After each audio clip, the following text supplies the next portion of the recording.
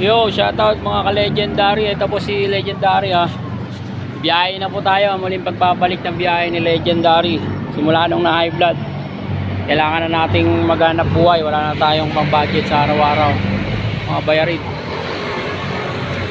Dahan-dahan lang. Hindi pa totally 100% na mula ng ospital. Alalay lang, alalay. Kaya shoutout sa mga ka-legendary dyan.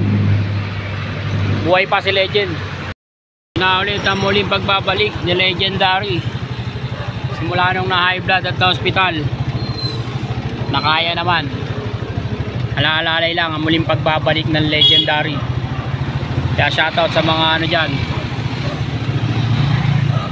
May second life tayo. Walang forever pero may second chance. Kaya good luck sa atin lahat.